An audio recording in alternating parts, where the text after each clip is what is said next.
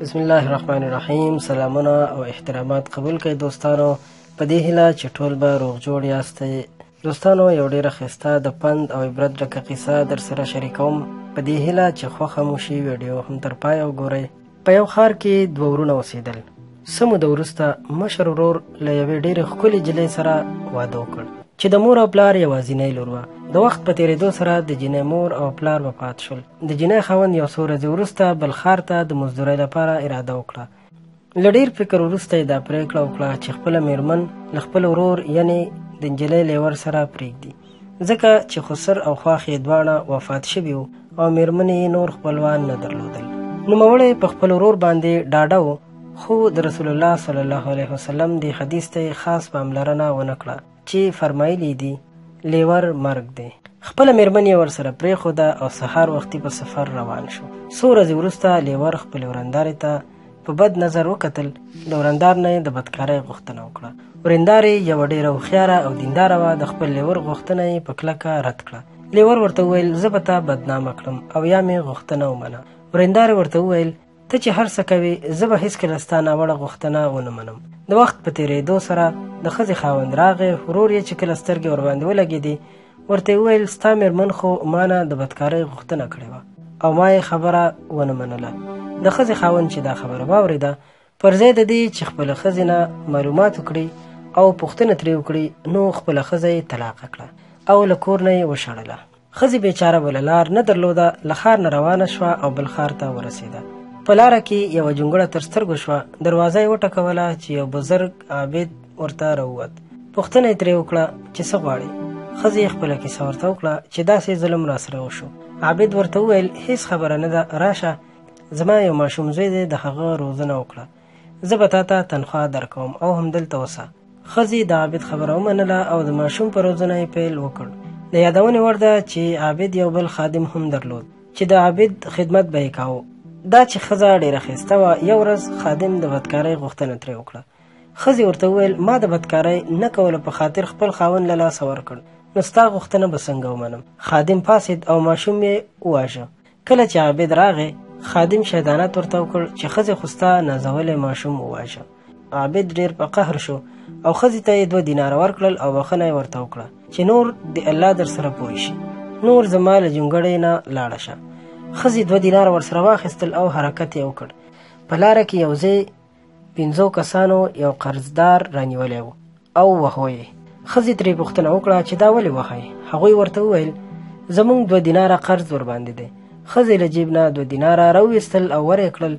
قرضدار یې له وهلو نه خلاص کړ. بیا یې قرضدار ته خپله قصه وکړه چې داسې تکلیفونو سره لاس او ګریوان یم. قرضدار ورته وویل زه به ستا احسان هېڅکله هېر نه کړم، ووایه څه خدمت دې کولی شم.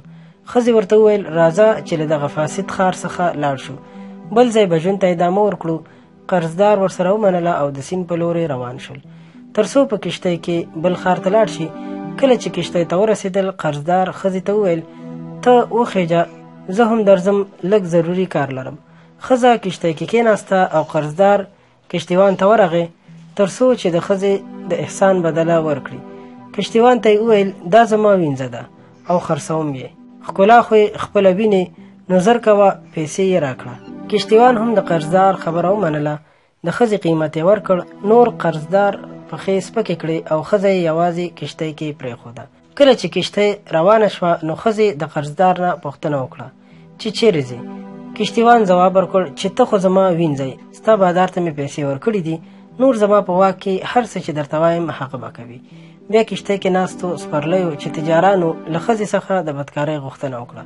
ښځه حقه حیرانه شوه او له ځان سره یې سوچ وکړ چې دا څه کیسه راوشوه. د باران نه تښتېدلم، تر ناوې لاندې مې شپه شوه.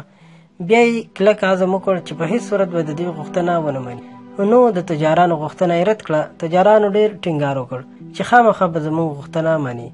اخر چې نه شوه، ښځه یې په زوره مجبوروله چې په دغه وخت کې یو الهي طوفان راغی. کښتۍ د ساحل په لورې واخیسته او ټولې سپرلۍ غرقې شوې. یوازې ښځه ترې بچ شوه. په دغه وخت کې باچا له خپل وزیرانو سره د سمندر غاړې ته په چکر تللی و چې ناڅاپي ډول یې سترګې په ښځه ولګېدې. بیا یې خپلو عسکرو ته امر وکړ چې ښځه راولئ. کله چې ښځه راوستل شوه، نو باچا پوښتنه ترې وکړه چې دلته څه کوي. ښځې باچا ته ټوله د مظلومیت کیسه وکړه. باچا د نوموړي زړه بوږنونکې کیسې ډېر غمجن کړ. بیا یې ښځې لپاره ځانګړی ډاکټر راوغوښت او په ښه توګه یې درملنه ترسره شوه. په پای کې باچا له ښځې سره واده وکړ او بیا یې د نوموړي په غوښتنه د نوموړي مخکینی خاوند لیور، عابد، د عابد خادم او قرضدار را پیدا کړل او د ټولو خلکو مخکې مجلس دایر کړ. په دغه وخت کې ښځه راجګه شوه او مخکینی خاوند ته یې وویل ته ملامت نه یې ځکه چې ورور دې دوکه درکړې ده نو ته مې بخلې. بیا یې لیور ته وویل ته به په درو وهل کېږي ځکه چې تا ما باندې تهمت لګولی دی. بیا یې عابد ته وویل ته هم بې ګناه او ما بخلی ځکه چې خادم دروغ درته ویلي دي. بیا یې د عابد خادم ته وویل ته به قصاص شي ځکه چې تا معصوم ماشوم وواژه.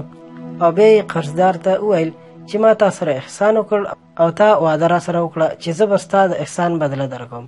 آیا زما د احسان بدله همدا وه چې زه دې په وحشي ځناورانو خرڅه کړم؟ قرضدار له ډېر خجالته سر ښکته کړو. بیا یې ورته وویل تا به زندان ته لیږم ځکه چې ما سره دې دوکه وکړه. په پای کې باچا خپلو عسکرو ته امر وکړ د ښځې ټولو فیصلو ته عملي بڼه ورکړئ. عسکر راجګ شول، د باچا امر یې پر ځای کړ او بیا ټول په خپله مخه روان شول. باچا او ښځه هم خپلې ماڼۍ ته ورغلل او د خوشحالۍ ژوند یې پیل کړ. ښځې د الله تعالی ډېر شکر ادا کړ او ویې ویل چې ای زما ربه ما ستا یو امر قبول کړ چې خپل ځان مې پاک وساته او تا ما باندې احسان وکړ او زه دې د باچا مېرمن کړم. قدرمنو دوستانو، که دا کیسه مو خوښه شوې وي او غواړئ چې تاسو سره همدغسې نورې هم خوندورې او د پند ډکې کیسې شریکې کړو نو مهرباني وکړئ زموږ چینل در سره سبسکرایب کړئ، د ګونګرو نشان هم ووهئ تر څو زموږ هرې نوې راتلونکې ویډیو سره تاسو ته خبر درکړل شي. په لوی الله مو سپارم، د الله په امان.